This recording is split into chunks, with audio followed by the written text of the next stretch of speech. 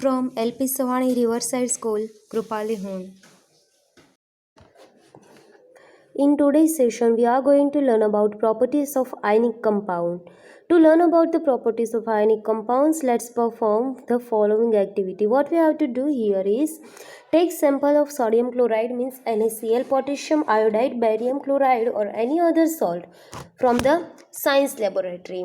You have to take all this salt sample and then what's the physical state of this salt, you have to mention it.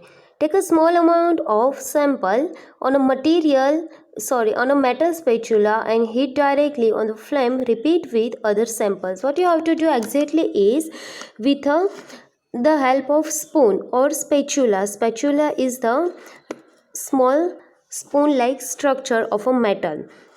You have to directly heat with the help of flame and repeat this with the all samples you have taken from the science laboratory.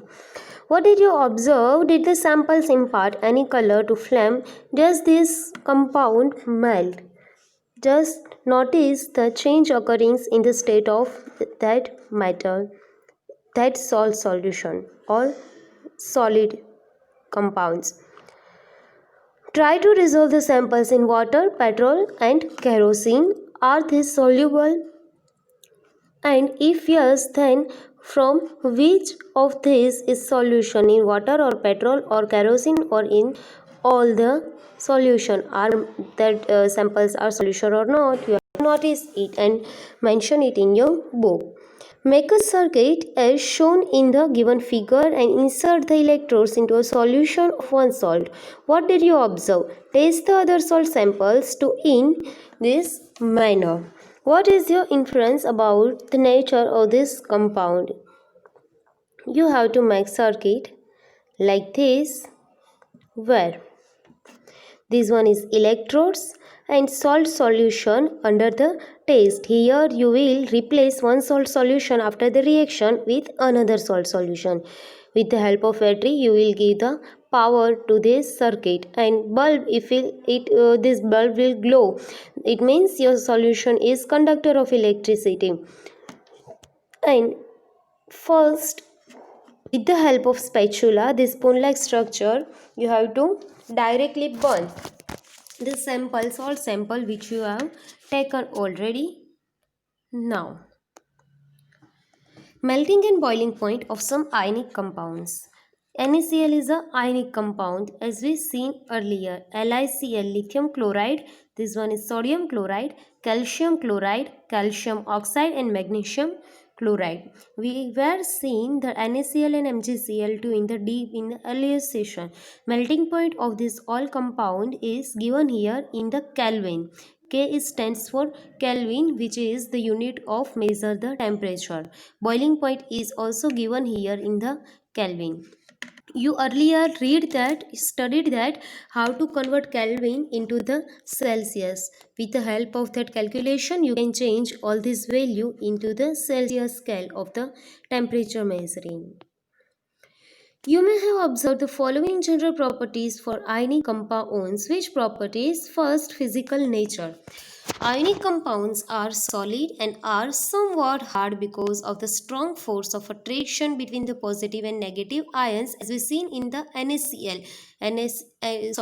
Sodium have positive ions, Cl is minus negative ions, and there is the attraction between positive and negative ions. That's why they are hard. These compounds generally brittle and break into pieces when pressure is applied. It is the physical nature of the ionic compounds. Melting and boiling points. Ionic compounds have high melting and boiling point. As we seen in the table number 3.4, they all have high value of the boiling and melting point. This is because considerable amount of energy is required to break the strong inter-ionic attraction. Suppose you are holding hand of each other and your chain is somehow 10 students long. 10 students are holding hand of each other. If your force to hold each other's hand will be too much, then it will take high time to break your bond. Exactly like that, some ions or some positive and negative ions are holding each other very forcefully, then it will take high energy to break that bond. That's why their melting point and boiling points are high. Solubility, ability to dissolve into the solvent. Electrovalent compounds are generally soluble in water and insoluble in solvents such as kerosene, petrol, and etc. Electrovalent compounds means that compound which are not able to solute into the water, exactly like oil is not able to able to dissolve into the water, that are electrovalent compound. Electrovalent compounds are generally soluble in water and insoluble into the kerosene, petrol, etc. Sorry, oil is not electrovalent compound. Suppose you are taking the example of NaCl, sodium chloride. It is soluble in the water, but it is insoluble in petrol, kerosene, etc. That is electrovalent compound, and it is the nature of ionic compound. Conduction of electricity. The conduction of electricity through a solution involves the movement of charged particles. A solution of an ionic compound in water contains ion which move to the opposite electrodes when electricity is passed through a solution. Ionic compounds in the solid state do not conduct electricity because movement of ion in the solid is not possible due to their rigid structure. It is the important line that in the solid structure movement of ion is not possible, and the reason is their rigid structure. That's why solution only can conduct the electricity. But the ionic compounds conduct the electricity in the molten state. This is possible in the molten state since the electrostatic force of attraction between the oppositely charged ion are overcome due to the heat. It means when you will provide the heat, the force which is between negative and positive ion will be broken down.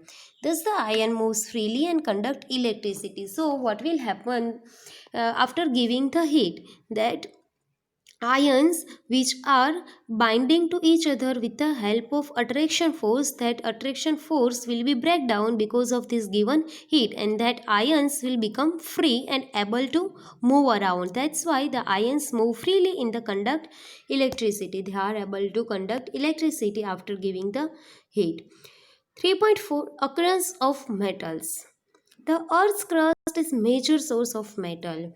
We know all these properties, chemical and physical, about the metal, but the main question is where this metal is comes from. Here, some knowledge about occurrence of the metals, and the main source is Earth's crust. Earth's crust is a major source of metal. Seawater also contains some soluble salts such as sodium chloride. We are using the sodium chloride common salt, and its source is sea. You know it very well. Magnesium chloride, etc. The elements or compounds which occur naturally in the Earth's crust are known as minerals. Sodium chloride, magnesium chloride, these are minerals. Why? Because they are occur naturally in the Earth's crust. At some place, minerals contains a very high percentage of particular metal, and the metal can be profitably extracted from it. Some space of the earth are also contains some high amount of the metals, and that will be extracted by us. These minerals are called ores. These minerals are called ores. Excretion of metal. We seen here metal are excreted by us. But how they are excreted? Let's see excretion of metals. 3.4.1. You have learned about the reactivity series of metals. Having this knowledge, you can easily understand how metal is excreted from its ore. Ore means from Earth's core, which material is obtained, which have high amount of metal, and then after metal will be excreted from that, it is called as ore. Now, some metals are found in Earth's crust in the free state. Some are found in the form of their compound, and some metals are at the bottom of the activity series are the least reactive. They are often found in a free state. What is telling here, some metals are in a pure form available, some are found in the another compound of form, and which are remains at a list which are remain at the last, that will be less reactive, less reactive. For example, gold, silver, platinum and copper are found in the free state.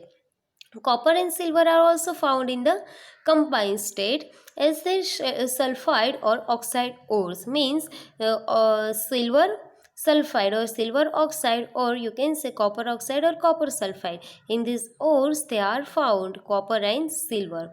The metals at the top of the reactivity series, sodium, potassium, calcium, magnesium and aluminium, are so reactive that they are never found in nature as free elements. Because they are so reactive, they will react with another compound, that's why they are not found in the free states. The metal in the middle of the reactivity series, zinc, iron, lead, etc., are moderately reactive, means somehow they are reactive. They are found in the earth's crust mainly as oxide, sulfide or carbonates.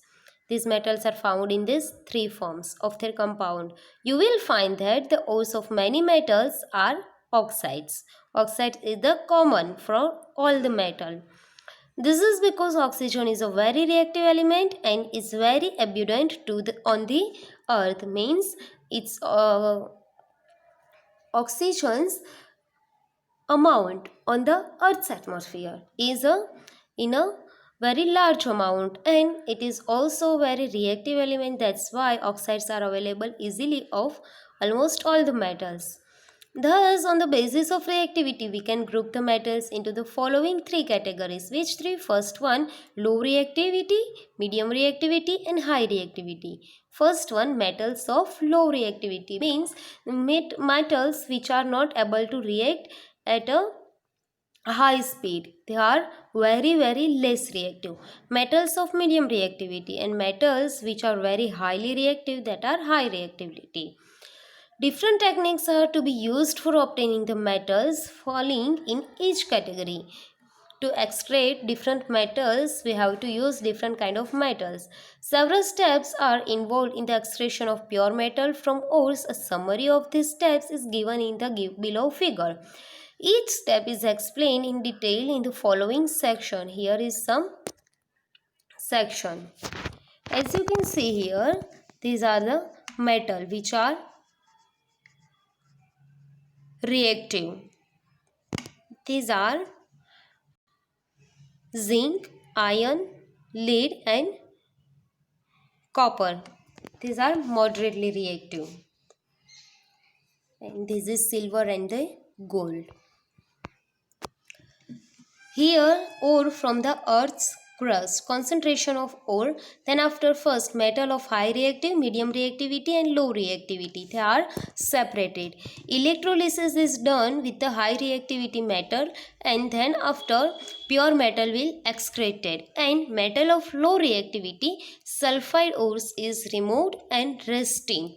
Metal will be obtained, and then after refining of that metal will be occur. And for medium reactivity metal, what is happen, carbonate ore and sulfide ore will be separated out, and calcination is done for carbonate ore and roasting is done for sulfide ore. All this process, calcination, roasting, you will learn in the next standard.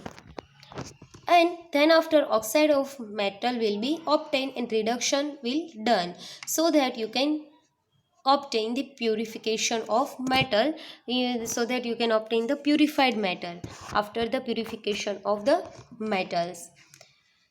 3.4.2 Enrichment of